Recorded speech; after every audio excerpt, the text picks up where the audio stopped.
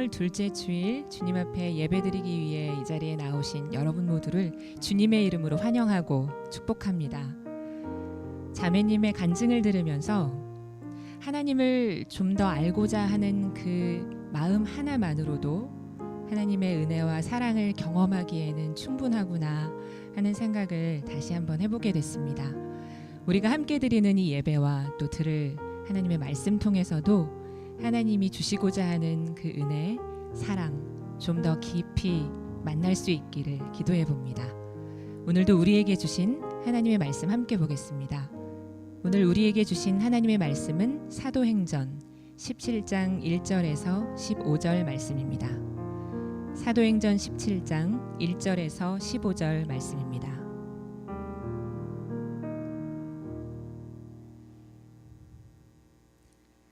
바울 일행은 암비볼리와 아볼로니아를 거쳐서 데살로니가에 이르렀다. 거기에는 유대 사람의 회당이 있었다. 바울은 자기 관례대로 회당으로 그들을 찾아가서 새 안식일에 걸쳐 성경을 가지고 그들과 토론하였다.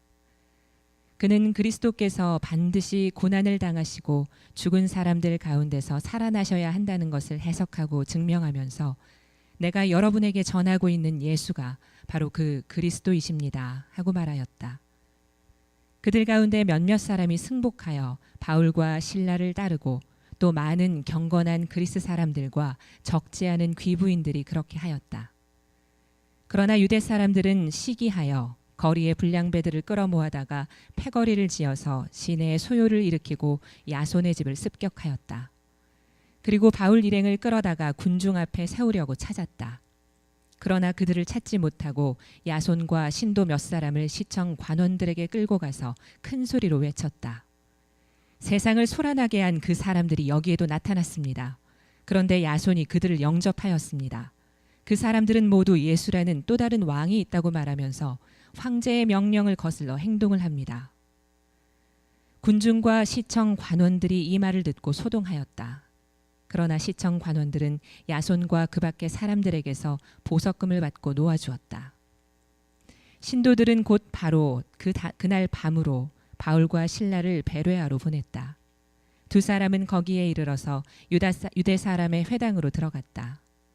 베레아의 유대 사람들은 데살로니가의 유대 사람들보다 더 고상한 사람들이어서 아주 기꺼이 말씀을 받아들이고 그것이 사실인지 알아보려고 날마다 성경을 상고하였다. 따라서 그들 가운데서 믿게 된 사람이 많이 생겼다. 또 지체가 높은 그리스 여자들과 남자들 가운데서도 믿게 된 사람이 적지 않았다. 데살로니가의 유대 사람들은 바울이 베레아에서도 하나님의 말씀을 전하는 것을 알고서 거기에도 가서 무리를 선동하여 소동을 벌였다. 그때에 신도들이 곧바로 바울을 바닷가로 떠나보냈다. 그러나 실라와 디모데는 거기에 그대로 남아 있었다. 바울을 안내하는 사람들이 바울을 아테네까지 인도하였다. 그들은 바울에게서 실라와 디모데가 할 수 있는 대로 빨리 그에게로 와야 한다는 지시를 받아가지고 베레아로 떠나갔다. 아멘. 그리스를 가다 두 번째 시간 데살로니가와 베레아 전도 여행이라는 제목으로 목사님이 말씀 전해 주실 때 하나님의 음성을 듣는 시간 되시길 기도드립니다. 예수님을 믿는데 왜 고통을 받아야 합니까? 이 질문은 우리가 다른 사람으로부터 많이 듣기도 하고 또 우리가 하나님께 질문하는 기도의 내용이기도 합니다. 예수를 믿으면 만사가 형통이 되어야 하고 교회 다니면 복을 받아야 하는 것 아닙니까? 라는 질문, 여러분들 마음 가운데 분명한 해결책을 갖고 계십니까? 그런데 죄송한 말씀이지만 예수 믿기 때문에 우리가 핍박당할 때도 있고 예수 믿기 때문에 사람들로부터 따돌림을 당할 때도 있습니다. 저는 지난주에 그리스 여행을 잘 마치고 돌아왔습니다. 특별히 사도 바울의 전도 여행을 따라서 지난주에 말씀을 들으신 분들 다 아시겠지만 저 위에서부터 베레와 빌립보, 그 다음에 데살로니가, 베레아, 아덴, 고린도 이렇게 모든 곳을 다 다닐 수 있었습니다. 이 길이 바로 사도 바울이 2차 전도 여행을 했던 길입니다. 오늘 저는 빌립보를 떠나서 사도 바울과 그 일행이 데살로니가로 왜 오게 되었는지, 또 데살로니가에 와서 또 베레아로 또 왜 가게 되었는지에 대해서 같이 말씀을 나누기 원합니다. 다시 한번 말씀드리지만 사도 바울이 빌립보에 가게 된 것은 그가 원해서 간 것이 아닙니다. 그는 소아시아 지역, 지금의 터키 지역에서 계속 전도하고 싶었는데 환상을 보게 되었습니다. 그 환상 가운데 마게도니아 사람이 건너와서 우리를 도와주십시오 라는 말을 듣고 이것이 하나님께서 나에게 주신 사인이구나 라고 믿고 마게도니아로 건너가서 복음을 전파합니다. 처음에 도착한 곳이 바로 빌립보라는 도시인데 빌립보에서 그가 전도했을 때 그는 감옥에 갇히고 맙니다. 너무나 차가운 감옥, 그 두 발에는 착고가 채워지고 아무것도 할 수 없는 그 상황 가운데 하나님의 기적 같은 도움으로 그가 그곳에서 탈출하게 되고 그 다음 전도지인 데살로니가로 오게 되었던 것, 여러분 지난주 말씀을 통하여서 기억하실 것입니다. 여러분 데살로니가는 마게도니아 지방 가운데 가장 큰 항구 도시입니다.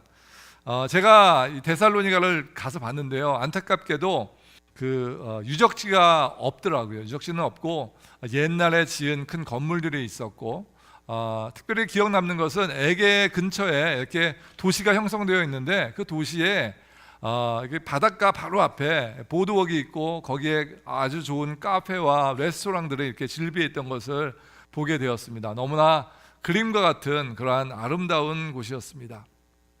사도 바울과 그의 일행이 이 데살로니가에 도착해서 처음 간 곳은 회당이었습니다. 성경은 말씀 가운데 바울이 그 관례대로 회당에 들어갔다라고 이야기합니다. 관례라는 뜻이 무엇인가 봤더니 습관이란 뜻이에요. 그는 항상 회당에 가는 것이 그의 일상이었고 안식일 때마다 회당에 가서 듣기도 하고 가르치기도 하였다라는 것이죠. 사도 바울이 그곳에서 새 안식일을 머뭅니다. 다시 얘기하면 사도 바울은 데살로니가에서 3주 정도를 머물렀다, 우리가 짐작을 할 수 있습니다.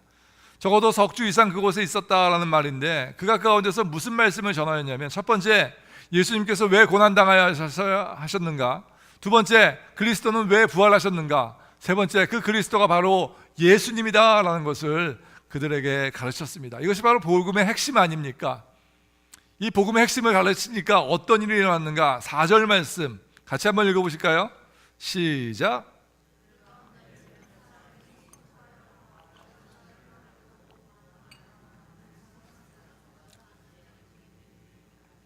첫 번째, 경건한 그리스 사람들이 예수님을 맞아들였다. 여러분, 이 사람들은요 유대인이 아니에요. 헬라인입니다. 그런데 이 사람들이 변화를 받고 말씀에 감복하여서 예수님을 마음 가운데 모셔드리게 되었다라는 것입니다. 두 번째, 그에게 무슨 일이 일어났는가? 말씀 가운데 보니까 적지 않은 귀부인들이 그의 말씀을 들었다라고 이야기합니다. 여러분, 왜 귀부인들이 그 가운데 있었고 귀부인들이 어떻게 복음을 접하게 되었는가? 그 당시에 이곳은 로마가 점령하고 있었던 곳인데 로마의 많은 장군들이 모여서 살던 곳이었습니다. 로마의 고관 대작들은 전쟁에서 승리하고 나면 많은 재산을 얻을 수 있었습니다. 그래서 그들이 좋은 집에 살면서 늘 파티와 술과 또 성적으로 타락한 삶을 살았습니다. 이 사람들이 유대인들을 별로 좋아하지 않았어요. 그런데 그들이 막상 결혼을 하려고 할 때 이 헬라 여자들은 전부 다 성적으로 타락한 사람들이니까 마땅히 결혼할 여자를 찾을 수가 없었다고 합니다. 그래서 이 사람들이 어쩔 수 없이 순결한 여자들인 유대 사람들과 결혼을 하여서 이 말씀 가운데 나온 적지 않은 귀부인들이라고 이야기하는 이 사람들은 아마도 유대인들이었을 것이다 라고 성경학자들이 이야기합니다. 그 사람들이 예수님을 믿게 되었습니다. 그런데 또 문제가 생겼어요. 5절 말씀 같이 한번 다시 읽어봅니다. 시작. 그러나 유대 사람들은 시기하여 거리에 불량배들을 끌어모으다가 패거리를 지어서 시내에 소유를 일으키고 야손의 집을 습격하였다. 유대 사람들이 누구를 시기해요? 사도 바울을 시기합니다. 그래서 거리에 불량배들을 다 모았어요. 그래서 그들을 선동합니다. 야손이라는 사람이 사도 바울과 그 일행을 집에 모셔들었는데 그 집을 습격합니다. 습격한 이유는 사도 바울을 잡아서 죽이려는 것이 그 사람들의 목적이었습니다. 그들은 시기하였을 뿐만 아니라 거짓 선동을 합니다. 뭐라고 선동하냐면 예수라는 왕을 만들고 그가 황제의 명령을 거슬렀다라고 이야기하죠. 그 당시에 황제의 명령 한마디면 사람이 죽을 수도 있고 살릴 수도 있는 그러한 큰 명령입니다. 황제의 명령을 거슬렀다라는 의미는 죽음을 각오하였다라는 이야기죠.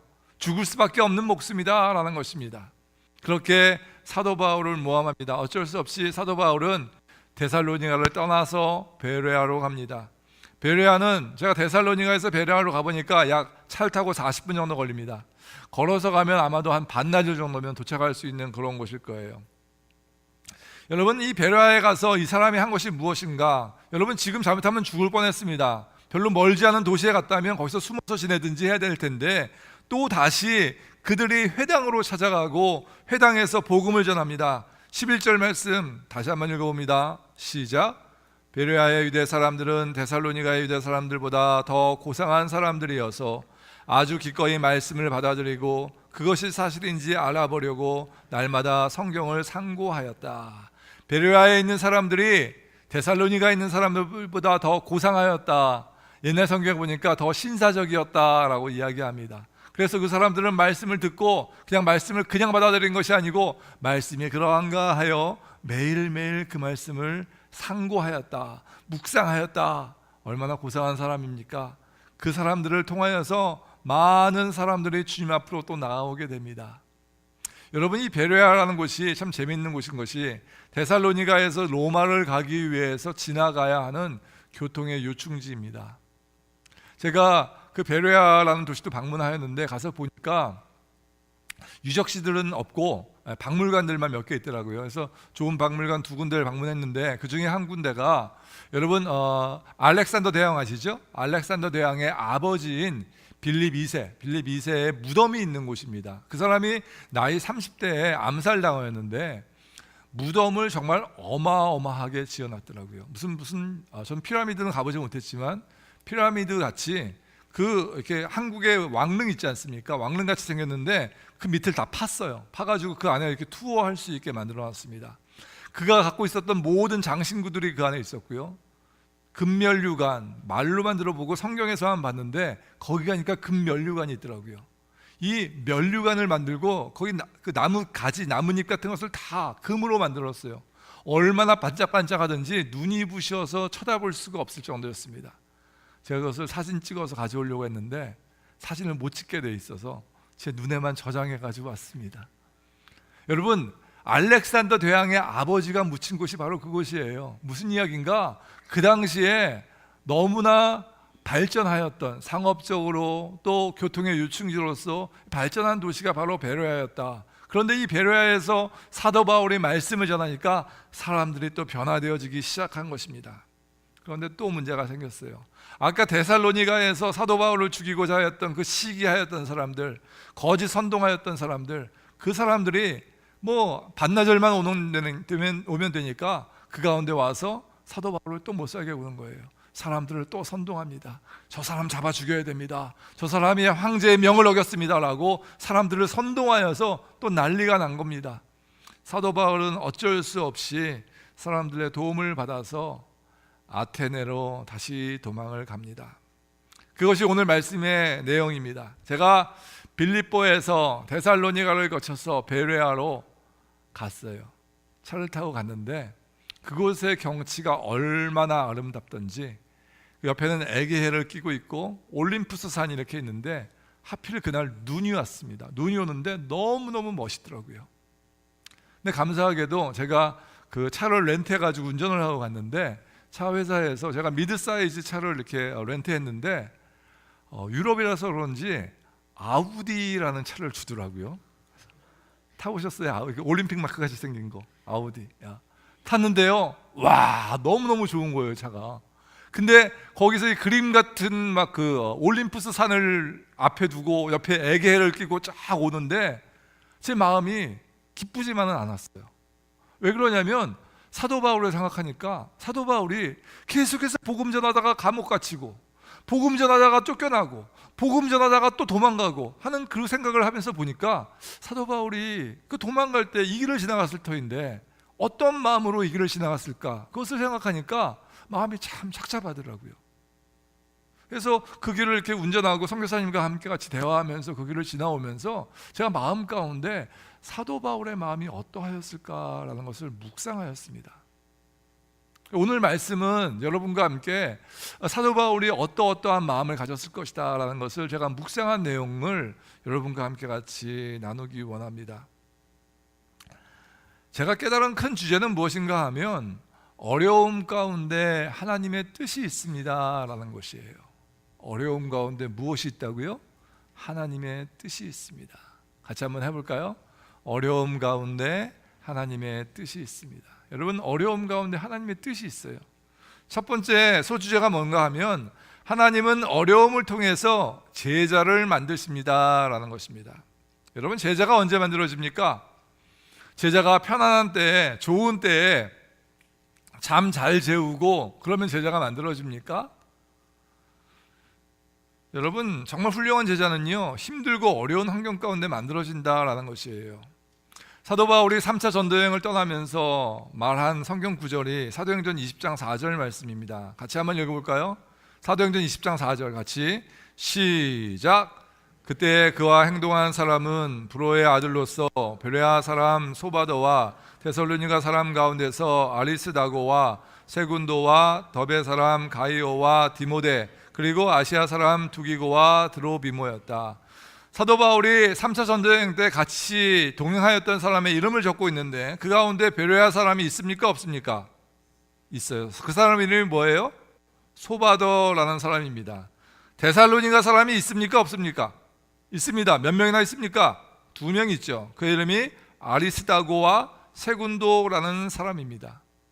모르겠어요. 여러분, 그 짧은 시간 그가 있었는데 그 가운데 제자가 만들어져서 3차 전도여행에 쫓아다니게 되었다라는 것이죠. 그뿐만이 아니에요. 이 데살로니가 사람 아리스다고는 성경의 말씀에 계속해서 등장하고 있는데 말씀 가운데 보니까 사도 바울이 3차 전도여행을 끝내고 로마로 죄수의 몸으로 압송당할 때 아리스다고라는 사람이 그와 동행하였다라고 성경이 기록하고 있습니다.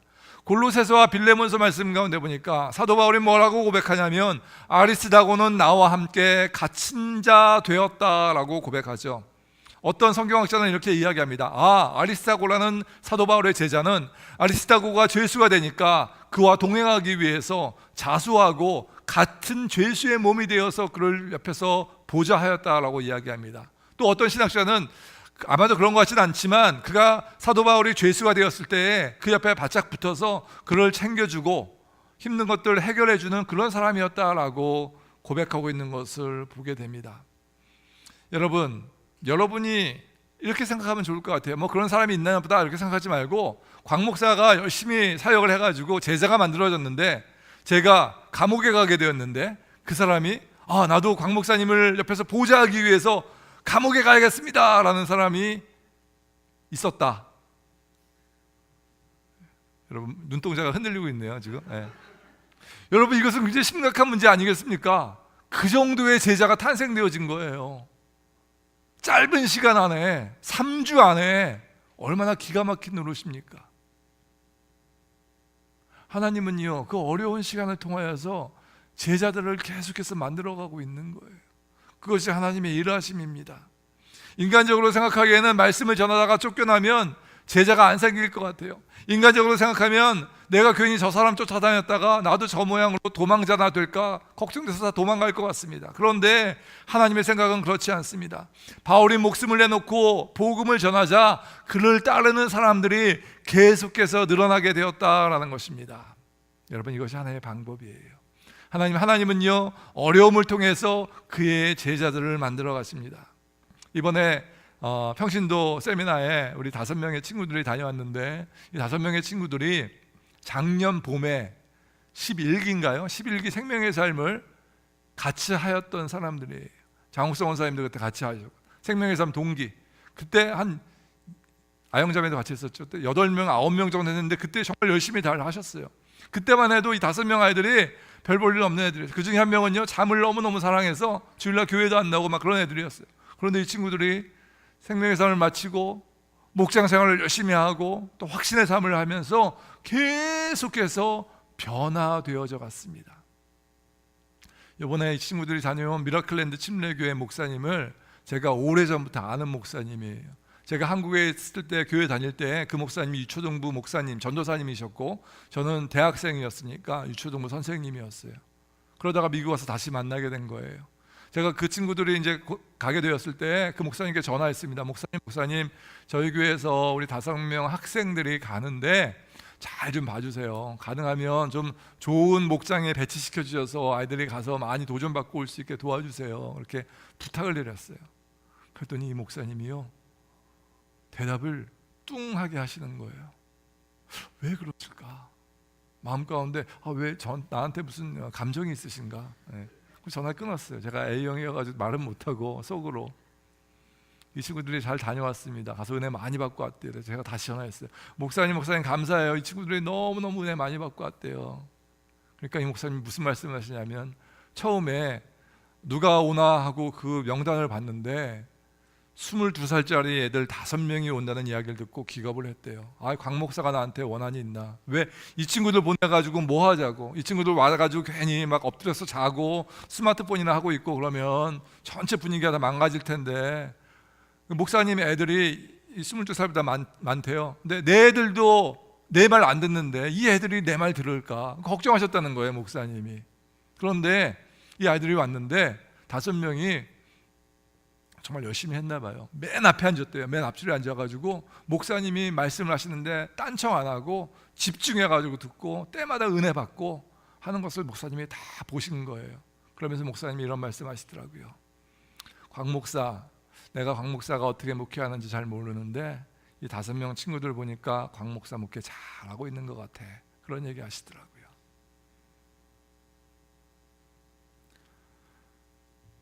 오늘 말씀을 전한 최원지 자매는 말씀드렸다시피 저희 교회에서 예수 믿고 작년 이맘때 침례받은 자매입니다.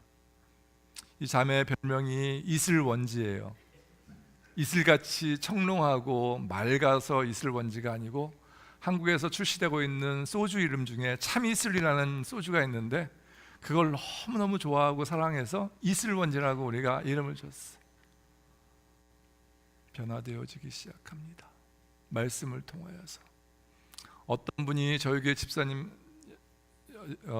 자매분에게 그런 이야기를 했대요.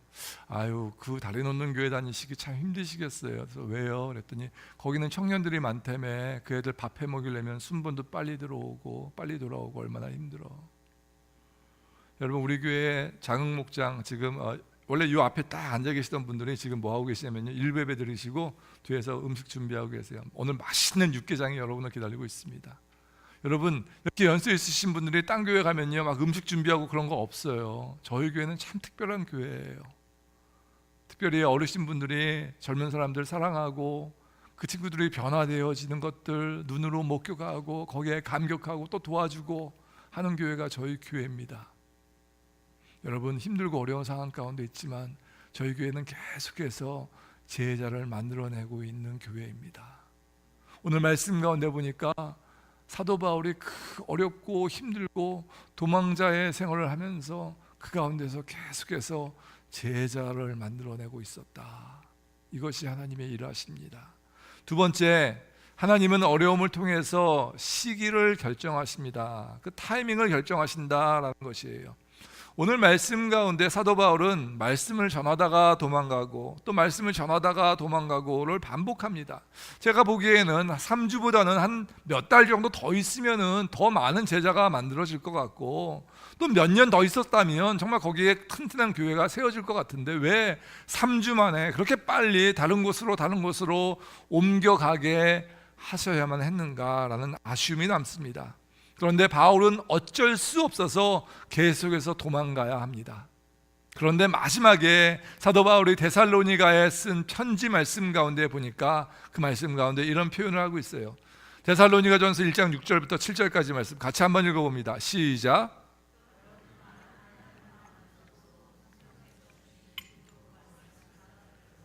우리야 주님을 본받는 사람이 되었습니다. 그리하여 여러분은 마게도니아와 아가야에 있는 모든 신도들에게 모범이 되었습니다. 사도 바울이 데살로니가 교회를 칭찬하면서 여러분들이 마게도니아와 아가야 지역, 다시 얘기하면 마게도니아 지역은 빌립보, 데살로니가, 베레아 그곳이 있는 그 위쪽입니다. 그리스의 북쪽, 그리고 또 그리스 남쪽 아테네, 고린도 이 지역이 아가야 지역이에요. 이 두 지역에 모범이 되었다, 제일 잘하고 있다라고 데살로니가 교회를 칭찬하는 것을 말씀 가운데 보게 됩니다. 여러분, 다시 말하면 그리스 온 지역에서 가장 모범교회로 잘 성장하였다라는 칭찬을 하고 있는데, 이것이 바로 하나님의 타이밍이다라는 것이, 우리가 보기에는 더 길게 있어야 잘 될 것 같은데, 우리가 보기에는 더 사도 바울이 오랫동안 머물러 있어야 그 교회가 잘 뿌리 내려졌을 것 같은데, 하나님께서 보시기에 그만하면 됐다, 빨리 옮겨가자라고 말씀하시고 상황을 바꾸어 나가신 분이 하나님이시다라는 것입니다. 이해할 수 없어요, 어떤 때는. 여러분, 제가 달라스에 있는 교회에 있을 때 미디어 사역을 하다가 이제 유튜브로 사역이 바뀌었습니다. 그래서 유튜브 사역자로 전도사로 오게 되었는데, 제 전임 유튜브 전도사가 누구시냐면 예전에 저희 교회 오셔서 구약의 파노라마 하셨던 이계원 목사님, 그 목사님이 제 전임이셨어요. 그러다 이제 한국으로 들어가시게 되어서 제가 미디어 사역을 하다가 유튜브 전도사를 하게 됐어요. 그런데 20명이나 되던 선생님들이 제가 부임을 하니까 13명이 그만둬 버렸어요. 7명이 남았어요. 이기원 전도사님이 노홍철 닮아가지고 진짜 웃기시거든요. 그래서 웃기는 건 인정하는데, 아니 암만 그래도 그렇지 내가 싫다고 13명이나 그만둬버리면 저는 어떻게 하라고.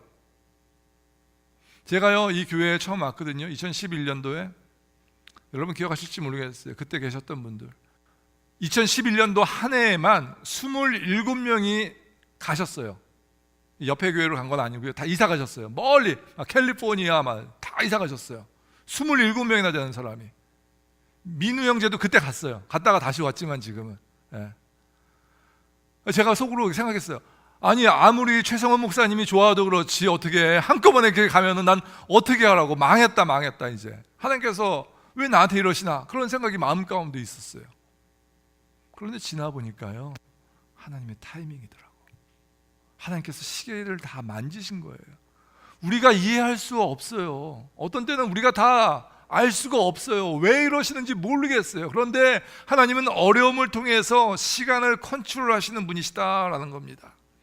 여러분, 어떤 어려움은요, 우리가 어려움을 통해서 어려움을 잘 인내하고 견뎌야 될 어려움이 있어요. 근데 어떤 어려움은 그것을 접고 다른 곳으로 이렇게 옮겨야 될, 혹은 다른 방향으로 옮겨야 될 때가 있다라는 것이죠. 그것이 분별력입니다. 여러분들 기도하는 자에게 하나님께서 반드시 분별력을 주세요. 여러분, 우리가 상황 가운데 얼마나 많은 변수가 있습니까? 그렇죠? 직장, 학교, 직업, 남자친구, 여자친구 얼마나 많습니까? 그런 모든 변수 가운데 하나님의 일하심을 분별할 수 있는 능력이 여러분에게 있어야 돼요. 어떤 사람이 분별할 수 있는가? 하나님께 기도하는 사람이 분별할 수 있습니다. 기도하지 않는 사람은요, 어떻게 결정합니까? 인간의 생각으로 결정을 하죠. 인간의 잣대로 재고 결정을 하죠. 내가 일로 가면 손해, 일로 가면 이익, 일로 움직여야지. 근데요, 그렇게 인생을 살면 여러분 3년 살았는데 원점에 와 있고, 5년 지났는데 10년 지났는데 똑같이 하나도 발전되지 않고 그대로 있을 때가 있다라는 것이죠. 왜? 우리 인생이 우리가 우리 자신의 인생을 결정하기 때문에. 여러분, 하나님이 결정하시는 것을 잘 보셔야 됩니다. 하나님이 어떻게 말씀하시는가, 어떻게 움직이시는가, 내가 지금 어떻게 움직여야 하는가, 아니면 가만히 있어야 하는가, 뭘 해야 하는가. 여러분, 그것이 하나님의 타이밍을 분별하는 능력이에요. 여러분, 성경 말씀 가운데 보면 이집트 바로 왕이 이스라엘 백성들을 괴롭히지 않았다면 이스라엘 백성들은 절대 출애굽하지 않았을 것입니다. 괴롭힌 것도 하나님의 손길이 그 가운데 있었다라는 거죠. 요셉이 형들에게 팔려가지 않았더라면, 야곱과 에서가 그렇게 사이가 안 좋지 않았더라면, 여러분, 다윗이 사울에게 그렇게 미움받지 않았더라면 그 사람들이 다 하나님의 사람이 될 수 있었을까? 그렇지 않았을 거예요. 독일에 메르켈이라는 여성 총리가 있습니다. 여러분 잘 아실 거예요. 그 사람이 2015년도에 타임지가 선정한 세계에서 가장 영향력 있는 인물 1위에 뽑혔습니다. 여자인데. 이 사람이요, 무슨 일을 했냐면, 시리아와 아프간에서 전쟁이 나니까 사람들이, 이 난민들이 막 유럽으로 몰려오지 않았습니까? 근데 이 사람이 과감하게 오픈했어요. 독일을 오픈했어요. 사람들이 막 데모하고 난리가 났습니다. 아니, 우리 독일 지금 망하게 하려고 하느냐? 네가 뭔데? 네가 암만 총리고 그렇지만 어떻게 오픈하느냐고 막 데모하기 시작했어요. 근데 이 사람이 오픈을 한 데는 이유가 있다고 합니다. 그 이유가 뭔가 하면 이 아버지가 카스너라는 목사님이시래요. 독일과 서독과 동독이 통일되었을 때 이 메르켈의 집안은 서독에 살고 있었답니다. 많은 270만 명이나 되는 사람이 동독에서 살기 좋은 서독으로 옮겨왔대요. 통일되고 나서. 그런데 이 아버지가 아니다, 우리는 동독으로 가야 된다, 동독에 복음이 필요하다, 목사님이 많이 없다, 내가 글로 가야겠다 해가지고 가족들을 데리고 동독으로 이사를 갔답니다. 남들은 다 서독으로 이사 오는데 이 메르켈이라는 여자가 아버님의 그 신앙의 지도 아래서 열심히 잘 성장한 거예요.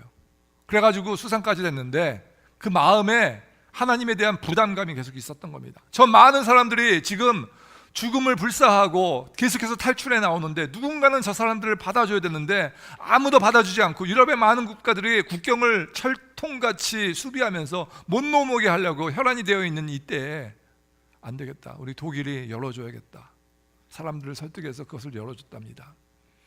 근데 이 메르켈 총리에게 큰 위기가 닥쳤습니다. 2015년도에 사람들이 이 독일에 난민들이 너무 많아지니까 문제가 야기되지 않겠습니까? 그래서 안 되겠다, 더 이상 못 참겠다, 난민을 못 오게 막아야 된다, 그리고 메르켈 물러가라 그러면서 막 데모를 하기 시작하고 시위를 했답니다. 이 사람이 기도하지 않았겠습니까? 2015년도 9월에 무슨 일이 있었냐면, 여러분 예전에 제가 한번 사진으로 보여준 적이 있는데 시리아의 어떤 꼬마 아이가 아빠 엄마와 함께 고무보트를 타고 지중해를 넘다가 고무보트가 뒤집어지면서 다시 파도에 밀려와서 익사체로 터키에 있는 해변가에 오게 되었어요. 그것을 어떤 신문 기자가 그 남자아이의 사진을 찍어서 전 세계로 유포했습니다. 전 세계의 여론이 완전히 다 뒤집어져 가지고 아니다, 누군가는 저 사람들 받아줘야 되고 더 이상 아이들만이라도 죽는 아이들이 있게 해서는 안 된다, 사람들이 오픈하기 시작했답니다. 독일에서 많은 사람들이 반대 시위를 하다가 찬물을 껴안듯이 쫙 조용해졌대요. 여러분, 하나님의 타이밍이에요. 하나님은요, 사진 한 장으로 모든 걸 다 바꾸시는 분이세요.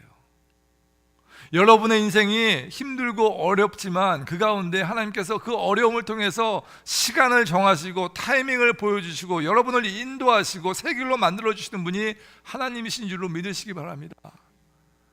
그것을 분별하는 능력이 여러분에게 있으시길 간절히 원합니다.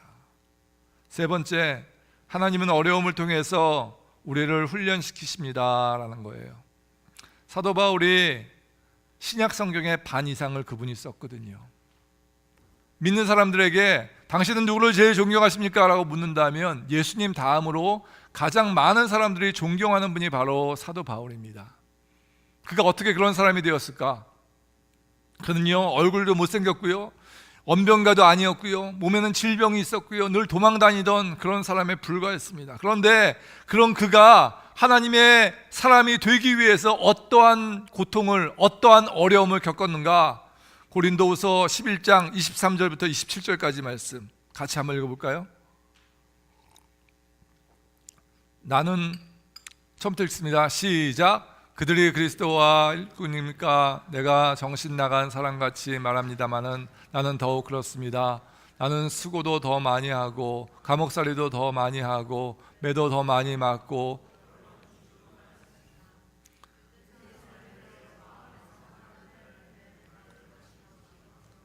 채적으로 맞은 것이 3번이요, 돌로 맞은 것이 1번이요, 파선을 당한 것이 3번이요, 밤낮 꼬박 하루를 망망한 바다를 떠다녔습니다. 자주 여행하는 동안에는 강물의 위험과 강도의 위험과 동족의 위험과 이방 사람의 위험과 도시의 위험과 광야의 위험과 바다의 위험과 거짓 형제의 위험을 당하였습니다. 수고와 고역에 시달리고 여러 번 밤을 지새우고 줄이고 목마르고 여러 번 굶고 추위에 떨고 헐벗었습니다.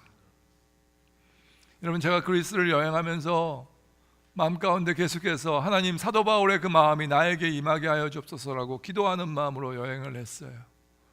정말 사도 바울이 왜 이런 고통과 어려움을 당했어야만 했는가? 여러분, 사도 바울은 여러분 잘 아시다시피 바리새인 중에 바리새인입니다. 히브리파 사람입니다. 그는 베냐민 지파 사람이고 정말 학문적으로 가말리엘 수하에 있던 그런 사람이었어요. 정말 잘 나가는 사람이었습니다. 그가 만약에 예수님 만나지 않았더라면, 그가 다메섹 도상에서 예수님 만나지 않았더라면 어쩌면 그의 인생은 우리 모두가 바라는 너무나 행복하고 너무나 안정되고 모두가 존경하는 그런 삶을 살 수 있을지도 모릅니다. 그런데 그는 그런 모든 삶을 다 포기했어요. 내가 내게 유익하던 모든 것을 배설물과 같이 여김은 예수님을 아는 지식이 가장 고상함을 인함이라. 아멘. 여러분, 사도 바울은요, 예수님을 아는 지식이 가장 고상함을 인함이라, 그 말씀 때문에 그 인생이 완전히 뒤집어졌어요. 완전히 바뀌어졌어요. 그렇게 살 필요가 없는 사람이었는데 평생 도망자로 살아의 위협을 느끼면서도 끝까지 복음을 전파하는 복음의 전파자가 되었다라는 것입니다. 사도 바울이 처음부터 그런 사람이었는가? 그렇지 않았어요. 그가 한 번 위험을 당하고 한 번 위험을 당하고 한 번 감옥에 갇히고 한 번 매를 맞고 하면서, 아, 하나님이 나와 함께 하시는구나, 내가 힘들고 어려운 가운데 하나님이 늘 나를 보호하여 주시는구나 라는 것을 매일매일 경험하고 체험하면서 그 인생이 조금씩 변화되어졌던 것입니다.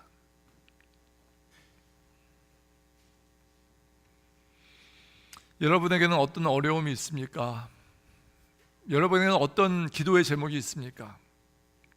오늘 저녁부터 다니엘 금식이 시작되어지는데 혹시 아직도 갈등하는 분이 계십니까? 내가 이걸 해야 되나 말아야 되나?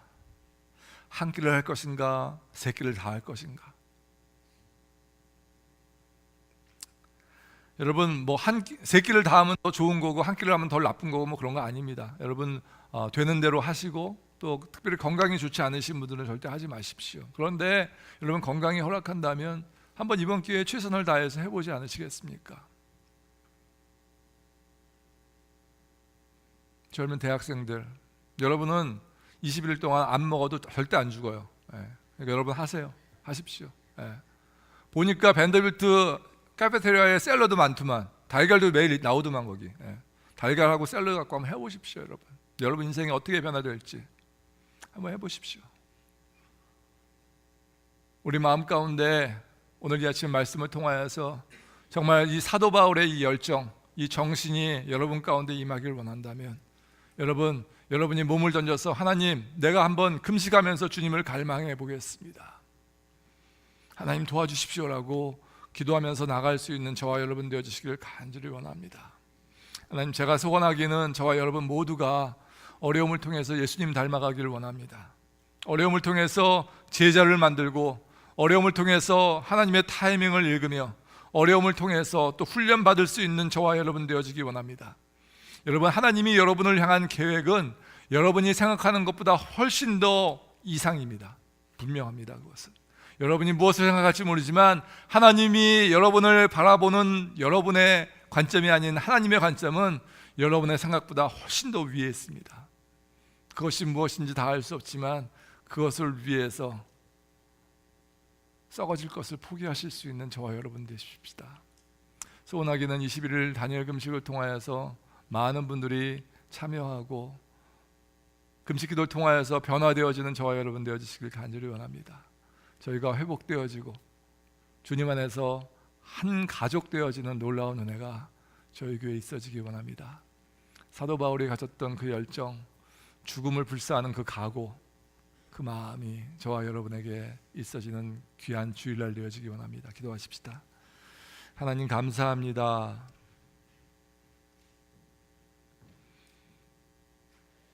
예수님을 아는 지식이 가장 고상함을 인하여서 자기에게 했던 모든 것을 배설물과 같이 여겼던 사도 바울의 모습을 보고 느끼고 깨닫게 하시니 감사합니다. 하나님, 인도하여 주시사 저희의 삶이 있으나 마나한 삶이 되어지지 말게 하시며, 하나님, 주님께서 정말 귀하게 쓸 수 있는, 귀하게 쓰임받는 그런 인생 될 수 있게 주님 도와주시고 함께하여 주옵소서.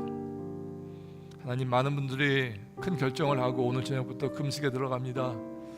하나님, 부족한 종이 소원하기는, 기도하기는 저희 가운데 있는 많은 기도의 제목들이 이번 금식 기도 기간 가운데 응답되어지게 하시고, 하나님을 잘 모르는 자가 있다면 하나님을 많이 이해하고 느낄 수 있는 그런 금식 기도의 시간이 되어지기 원합니다. 하나님, 저희가 음식을 절제하며 하나님을 갈망하오니 하나님, 우리와 함께 하시사 우리의 기도 가운데 응답하시고 함께하여 주옵소서. 여러분 앞에 헌신카드 있습니다. 원하시는 분들 헌신카드 쓰시면서 작정하시기 바랍니다. 하나님, 내가 21일 동안 이렇게 금식하겠습니다. 이렇게 말씀 읽겠습니다. 이렇게 기도하겠습니다. 제가 21일 다 금식하지 못하지만 아침만이라도 다니엘 금식하겠습니다 라고 쓰시고 실행에 옮기시는 귀한 일주일 되어지기 원합니다.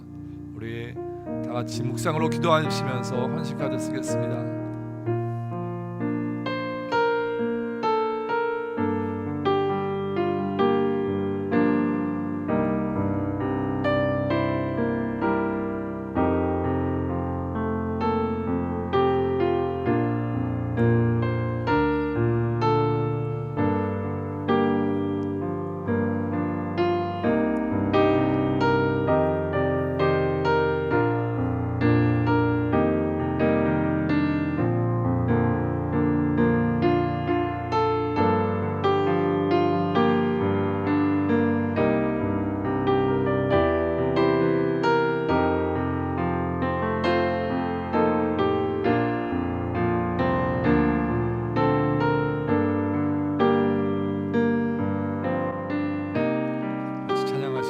아무것도 두려워 말라.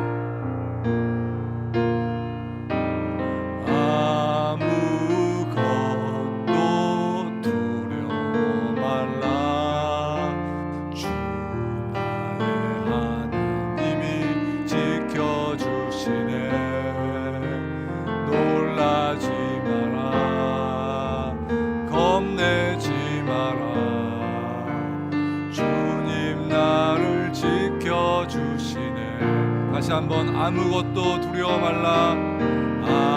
아무것도 두려워 말라.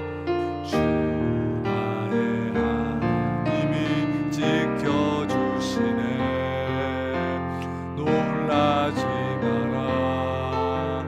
겁내지 마라. 주님 나를 지켜주시네. 내 맘이 힘에 겨워, 내 맘이 힘에 겨워 지칠지라도 주님 나를 지켜주시네. 세상의 험한 풍파, 세상의 험한 풍파 몰아칠 때도 주님 나를 지켜주시네.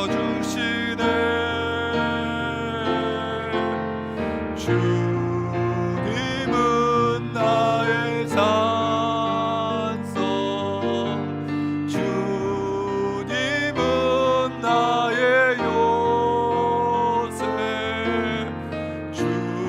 주님은 나의 소망, 나의 힘이 되신 여호와.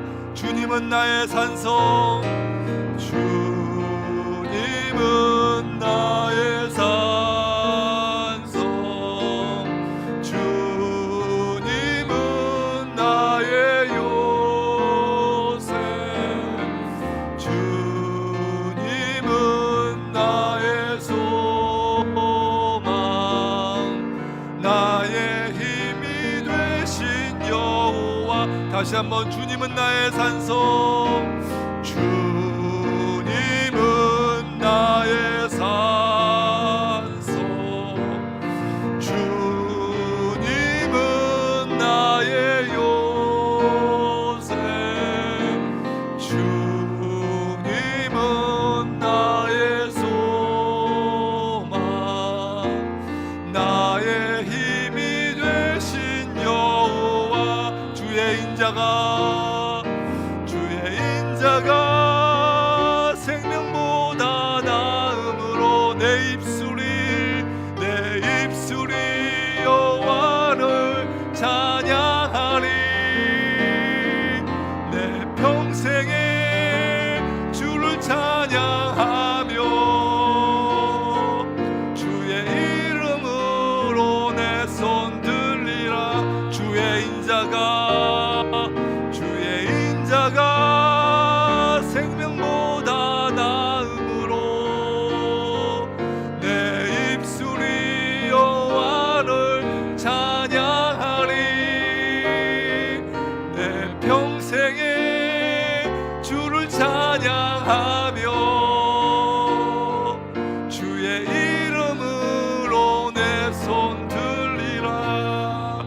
합심해서 같이 기도하십니다. 기도하실 때 아버지 하나님, 내게 어려움이 있습니다. 내게 고난이 있습니다. 내게 고통이 있습니다.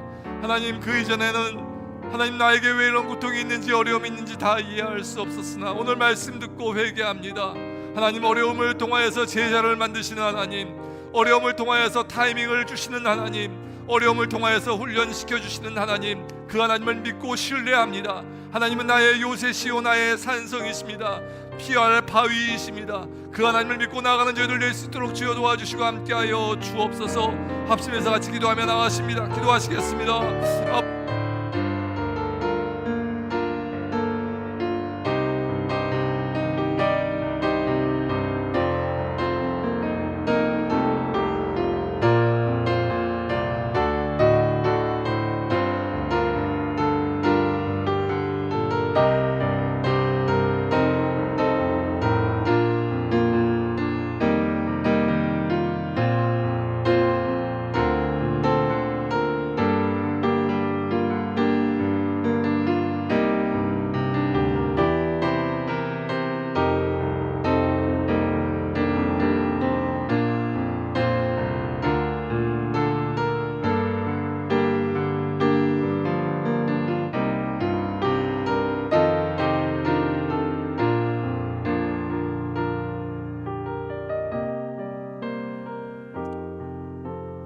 이제 평안한 마음으로 세상에 돌아가십시오.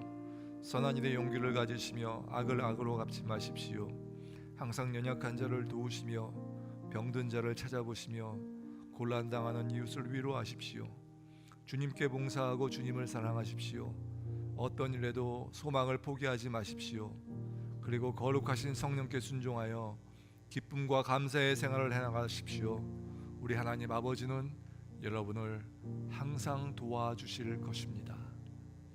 지금은 우리 주 예수 그리스도의 무한하신 은혜와 우리 아버지 하나님 극진하신 사랑과 성령님 감화 감동 내주 충만 교통하심이 오늘 말씀 가운데 하나님 어려움 가운데 하나님을 끝까지 신뢰하고 믿겠습니다 라고 고백하고 돌아가는 주님의 귀한 성도들 머리 위에, 사랑하는 교회 위에 이제부터 영원까지 함께 있을지어다.